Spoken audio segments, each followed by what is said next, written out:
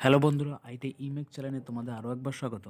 আজকে যে তোমাদের আপডেটটি নিয়ে এসেছি সেটি তোমাদের বেরিয়েছে government of India ministry of railway থেকে, যেখানে তোমরা নোটিফিকেশান, তোমরা ডেটটাও দেখতে পাচ্ছ আর টাইম, এখানে নাম্বারটাও দেখতে পাচ্ছ, CN0208/2025। দেখো তোমাদের এখানে যে পোস্টের জন্য নিয়োগ করা হচ্ছে সেটা তোমাদের হচ্ছে, প্রথমে বলে রাখি তোমাদের যে অ্যাপ্লিকেশন স্টার্ট সেটা তোমাদের 30/12/2025 থেকে তোমাদের স্টার্ট হবে, আর তোমাদের ক্লোজিং হবে 29/1/2026 অবধি। প্রায় এক মাস তোমরা অ্যাপ্লিকেশন করতে পারবে। অ্যাপ্লিকেশন ফি সাবমিট করা হচ্ছে 31/1/2026। আর তোমাদের যেটা ডিউরেশন তোমাদের যেগুলো দেওয়া আছে সেগুলোর ডেটও তোমাদের অ্যাপ্লিকেশন পোর্টালে দিয়ে দেওয়া হবে। তারপর দেখো যে পোস্টের জন্য তোমাদের নিয়োগ করা হচ্ছে সেটা হচ্ছে চিফ ল অ্যাসিস্ট্যান্ট, যেখানে টোটাল 22টি সিট আছে। পাবলিক প্রসপেক্টর তোমাদের 7টি সিট আছে। জুনিয়র ট্রান্সলেটর হিন্দিতে তোমাদের 202টি পোস্ট আছে। সিনিয়র পাবলিক ইন্সপেক্টরের জন্য তোমাদের 15টা সিট আছে।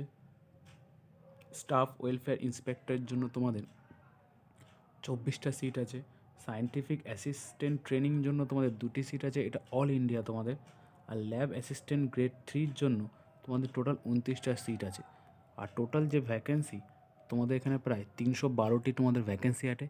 এজ তোমরা 18 থেকে 40 বছর হলে তোমরা অ্যাপ্লাই করতে পারবে। SC ST OBC ইনক্লুড আছে, তাহলে 18 থেকে 35 জেনারেল। আর SC ST যারা ছাড় পাও তোমরা 3 বছর 5 বছর সেটা তোমরা পেয়ে যাবে। আর এখানে তোমরা স্যালারিও তোমরা দেখতে পাচ্ছ, লেভেল 7 CPC হিসাবে তোমাদের স্যালারি হবে প্রায় 44,000 প্লাস তোমাদের এখানে স্যালারি প্রোভাইড করা হবে। এখানে দেখো তোমাদের এজ লিমিট এখানে কী হিসাবে তোমাদের ধরা হবে। তোমাদের যেটা এজ লিমিট কাউন্ট করা হবে সেটা 1/1/2026 থেকে তোমাদের হতে হবে। তাহলে যদি UR আর EWS থাকো তোমাদের 2/1/1996 হতে হবে তোমাদের এজ লিমিট, তোমাদের এখান থেকে তোমাদের ধরা হবে এজ লিমিট হতে হবে। আর ওবিসিদের হলে তোমাদের 2/1/1993 হতে হবে। SC ST হলে তোমাদের এখানে 2/1/1991 থেকে তোমাদের কাউন্ট করা হবে। তাহলে বিভিন্ন এর হিসাবে তোমাদের এখানে দেওয়া আছে, তোমরা তোমাদের মতো দেখে তোমার বয়স লিমিট তোমরা দেখে নিতে পারবে। তাহলে বলেছে এখানে SC ST OBC ক্যান্ডিডেট থেকে থাকলে তোমরা ছাড় পাবে। গ্রুপ ডি অথবা ফিজিক্যাল হ্যান্ডিক্যাপ যদি কেউ হয়ে থাকো সেই হিসাবে তোমাদের যেমন সরকারি ছাড় তোমরা পেয়ে যাবে। এখানে তোমাদের যে ক্যান্ডিডেট, তোমাদের যে অ্যাপ্লিকেশন ফিস লাগবে, তোমাদের যেসব ক্যান্ডিডেট আছো যারা তাদের জন্য বা ওবিসি বা ইডাব্লিউর জন্য, জেনারেল প্রার্থীর জন্য 500 টাকা তোমাদের অ্যাপ্লিকেশন ফিস লাগবে, যেটা তোমাদের 400 টাকা তোমাদের রিফান্ডেবল। আর যারা PWD female candidate ex serviceman হলে তোমাদের 250 টাকা লাগবে, যেটা ফার্স্টে CBT দেওয়ার পর তোমাদের 250 টাকাতেই তোমাদের রিফান্ডেবল করে দেওয়া হবে। তো তোমাদের সিলেবাস তোমাদের কী কী হিসাবে তোমাদের এখানে দেওয়া আছে, দেখো সাবজেক্ট তোমাদের এখানে প্রফেশনাল অ্যাবিলিটি, যেটা তোমাদের 50টা কোয়েশ্চেন থাকবে, টোটাল 50 মার্কের থাকবে। জেনারেল অ্যাওয়ারনেস যেটা সেটা 15 মার্কের থাকবে, 15টা কোয়েশ্চেন তোমাদের থাকবে 15 মার্কের। জেনারেল ইন্টেলিজেন্স অ্যান্ড রিজনিং তোমাদের 15টা কোয়েশ্চেন থাকবে 15 মার্কের। ম্যাথামেটিক্স তোমাদের থাকবে টোটাল 10টা কোয়েশ্চেন থাকবে 10 মার্কের। আর জেনারেল সায়েন্স তোমাদের থাকবে 10টা থাকবে 10 মার্কের। টোটাল তোমাদের 100টা কোয়েশ্চেন থাকবে, আর তোমাদের 100 মার্কের তোমাদের কোয়েশ্চেন তোমাদের নাম্বার, এখানে মার্ক তোমাদের 100 নাম্বারের হবে। এখানে তোমাদের প্রত্যেক কটা নেগেটিভের জন্য তোমাদের 1/3 নেগেটিভ তোমাদের এখানে হবে। এবার দেখো এখানে সিলেবাস তোমাদের কী কী পড়তে হবে।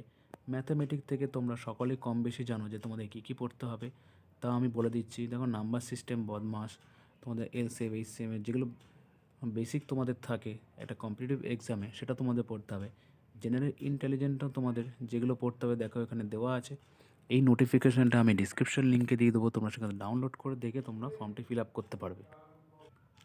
তারপর এখানে জেনারেল অ্যাওয়ারনেসে তোমাদের যে নলেজ অফ কারেন্ট অ্যাফেয়ার্স, তোমাদের ইন্ডিয়ান জিওগ্রাফি থাকবে, বিভিন্ন তোমাদের থাকবে। জেনারেল সায়েন্স তোমাদের ফিজিক্স কেমিস্ট্রি থাকবে। তোমাদের 10th স্ট্যান্ডার্ডে CBSE যেটা সিলেবাস আছে সেটাই তোমাদের হবে।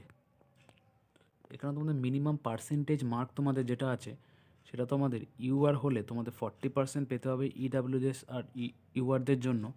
আর নন ক্রিমিলিয়ার যদি OBC থাকো তাহলে 30% তোমাদের মিনিমাম পেতে হবে, এটা তোমাদের কাট অফ মার্ক। আর তোমাদের এসসি এসটি যদি হও তাহলে তোমাদের 25% পেলে তোমাদের হয়ে যাবে। তাহলে ফর্ম ফিল আপ করার জন্য তোমরা তোমাদের rrbapply.gov.in এ গিয়ে তোমরা রেজিস্টার করে তোমরা ফর্মটি ফিল আপ করতে পারবে। তাহলে এই হলো বন্ধুরা তোমাদের জন্য একটা আপডেট। যদি আমার ভিডিও তোমাদের ভালো লেগে থাকে তাহলে অতি অবশ্যই সাবস্ক্রাইব করো, লাইক করো, কমেন্টে জানিও। আর যদি কোনো হেল্প লাগে কমেন্টে জানাও, আমি অবশ্যই তোমাদের করব। আর যারা আমার চ্যানেলকে সাবস্ক্রাইব করছো তাদেরকে ধন্যবাদ। তাহলে দেখা হবে পরবর্তী কোনো ভিডিওতে।